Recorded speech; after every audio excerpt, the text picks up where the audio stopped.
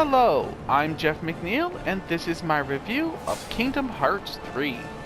Taking place after the events of Dream Drop Distance, Sora and company have found themselves completely depowered after their encounter with Xehanort and the True Organization 13. Back off! With the all-important power of Awakening lost, and all their skills and abilities, they travel to various Disney-themed worlds in order to recover themselves, restore the power of Awakening, and eventually overcome the organization. The story itself is a complete and total mess. There's no other way to describe it. The Kingdom Hearts series is so long and convoluted and complex that the story just doesn't hold itself together anymore. Requiring knowledge of spin-offs and mobile games and console games since the PlayStation 2, there's realistically little to no chance of actually following the greater Kingdom Hearts story. It's a mess. Fortunately, you're not going to be spending too much time dealing with the story. Instead, you're going to be dealing with the little bite-sized segments found in the different Disney worlds you encounter. Now, each of these Disney worlds are based either upon the movie itself or an alternate or post-story, taking place in the same environment with similar characters, but telling a unique story from a unique perspective and timeline. Still, it doesn't change the fact that the game's pacing it's bad. Alright, it's bad. The game is extremely stop and start. You'll play for 5 minutes, then you'll have a cutscene. Then you'll fight a half dozen Heartless. Then you'll get a cutscene. Then you'll go through a door, get a cutscene. Fight another Heartless, get another cutscene. And then maybe if you're lucky, you'll be able to explore around a little bit before you get another cutscene. Yeah. The frustrating story combined with the really terrible pacing just makes the whole thing painful to experience. I'm not saying you can't get some fun out of the individual Disney worlds if you're familiar with them, but just be aware that the game's story and pacing is a serious problem. And even the worlds that they do really well, and there are a couple of them, it's still, you know, one in a sea of really bad. So, story's complete and total garbage. Don't even try. Visually, well, you can see for yourself, the game looks fantastic. Environments are big and beautiful and colorful and have never looked more like their Disney counterparts. And just, yeah, this is average for this game. This is actually just an average level. It's big, but there are bigger ones. And it's beautiful, but there are certainly more beautiful ones. Each of the worlds, each of the characters looks fantastic. Spell animations are great. The Heartless and various enemies you encounter are all just extremely well animated. We do reach a little uncanny valley when it comes to the human characters. But yeah, honestly, this is as close to kind of a Disney movie as a game could ever get. Even live-action Disney movies, this is as close as you're ever going to get. Short of the movie itself. So yeah, thumbs up for all the animations. Except, and you're unfortunately going to hear this a lot during this review, there are problems. Sometimes due to I guess, animation limitations, they use some really, really painfully low quality stuff. Where did Hercules go? Where did he go? There's Donald. Where's Hercules? Where's Goofy? Oh, there's Hercules. So watch Hercules. He has one attack, which is... it's bad. Come on, do it. Do it. Do it, dude. Come on. Stop getting punched. No, it's not Donald. I'm trying to see the horrible animations of Hercules. Here we go. Watch Herc. Yeah, that's what it looks like. That's not the video. That rock is just kind of jittering and sputtering and... yeah. While it is fairly uncommon, there are more than a few cases where they use PS1 graphics. We're all familiar with the Thousand Heartless battle, and you know how that used a lot of visual tricks.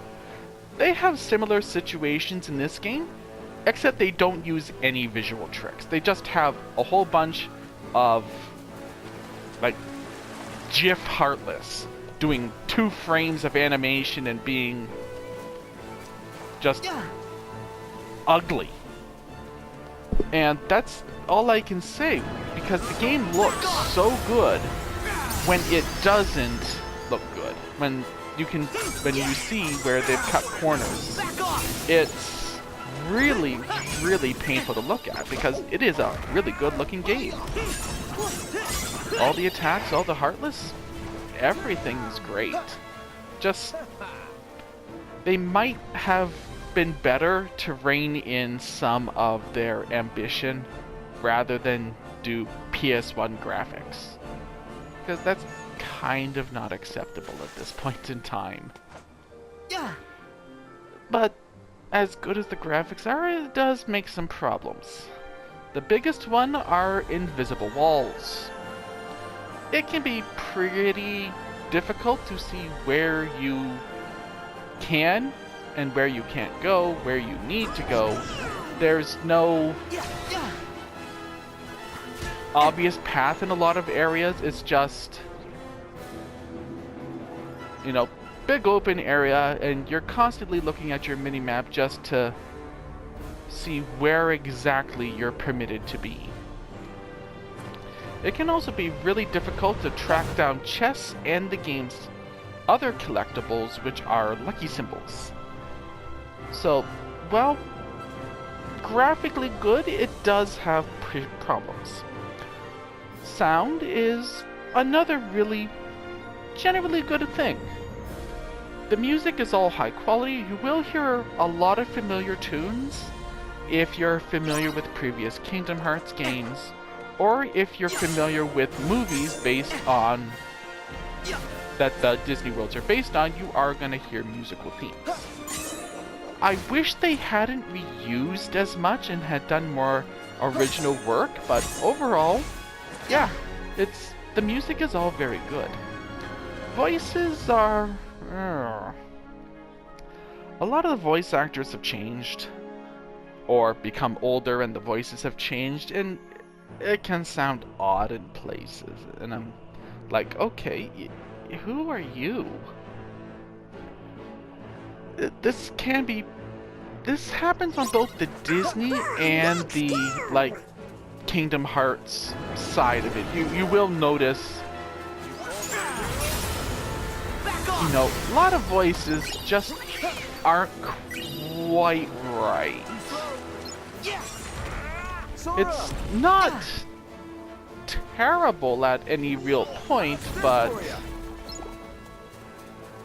it's something I never really got used to, even at the end of the game.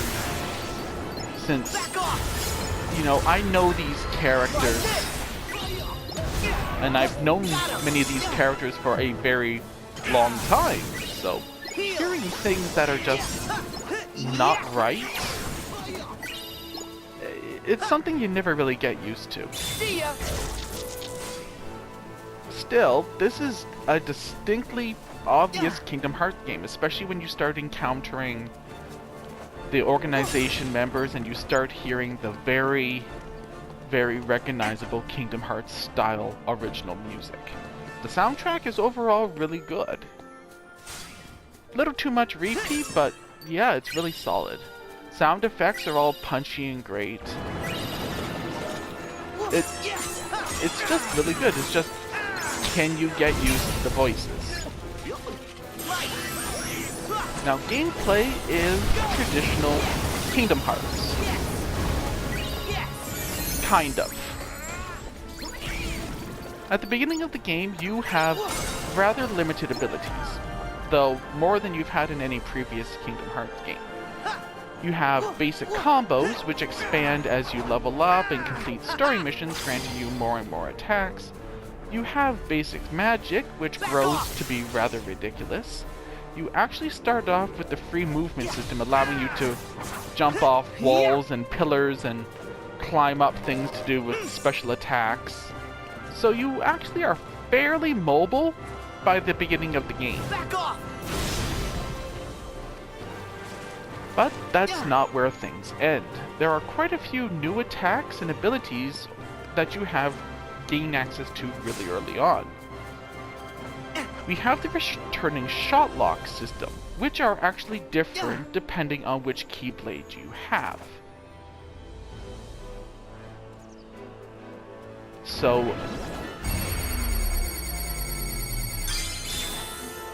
shot lock uses your focus, but it can deal a lot of damage to single targets. You have magic, which does heavy damage depending on the element. You have attraction attack, which are based on Disney rides. And these are essentially make you invincible for their duration and allow you to deal a lot of damage. You have Mega Magic, which by hitting enemies with magic enough time, you can do one leveled up version of that magic. So if you have basic fire, you can do Fyra. If you're using Fyra, you can use Fyra Gun. And these magics deal a lot of damage and are very good for area control. You will notice what was that?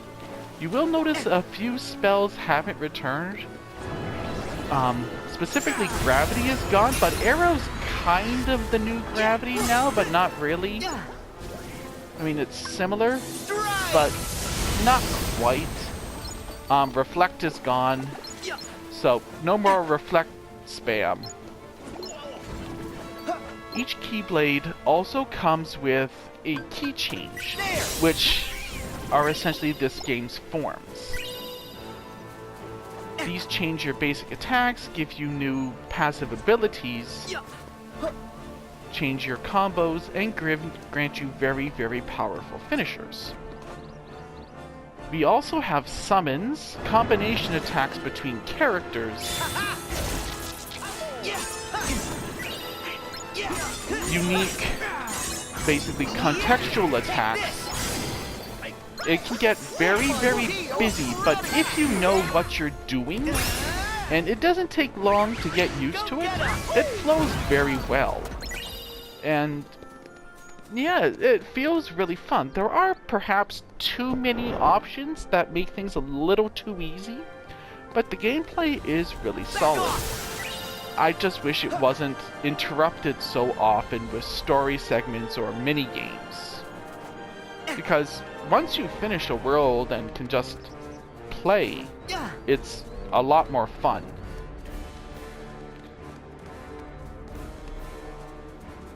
Now, a lot of the kind of side activities have changed a lot. Gummy ships are back, but they have changed a great deal and are actually fairly fun. It's kind of a free roaming,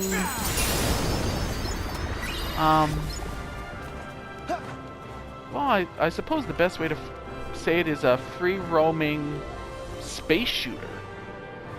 You're dropped into a map, 3D map, There's collectibles, there's battles, there's even a few bosses in there that can challenge you, and you use that to travel between world and world.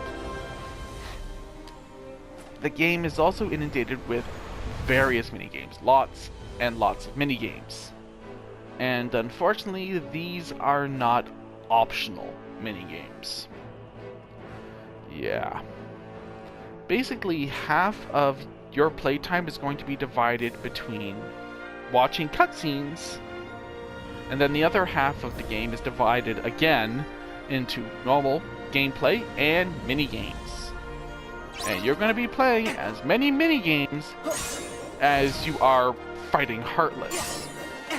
It gets a little much. Now, some of these minigames are fun, but yeah, it all depends on how much you can take, because there is a lot. Overall, Kingdom Hearts 3 is not a terrible game. It has very strong moments, such as the gameplay itself and the beautiful graphics and sound. Unfortunately, it is marred and seriously bogged down by its story, pacing, and overabundance of minigames. Is this necessarily a satisfying conclusion to Kingdom Hearts as we have played it over the past, 15 years? No. It's unfortunate, but there was nothing that the developers, the writers, the programmers, there was nothing they could have done to really make Kingdom Hearts 3 live up to everything it had to. It does a good job, but it doesn't hit all the marks, and a lot of the situations just feel like wasted potential. But I suppose in terms of licensing, because licensing is a big issue for this game, they may as well have done as good as they could do. It is still a disappointment that it's not everything it could have been. It's fun if you can deal with all of its issues and story problems. So, it is one of those games where you really have to be invested in the series in order to really get anything out of it. Because the story is such a major component that if you aren't interested in it, if you don't care about the story, it just will destroy the entire experience for you. And even as someone who's been with the series since the beginning, all those years ago, I had a lot of difficulty getting through the game just because of how boring and cringy it can get in times. I just sincerely wish the series had grown up with the fans, because it could have been a much better experience if it had. So this has been Jeff McNeil. Thank you for joining me, and I will see you next time.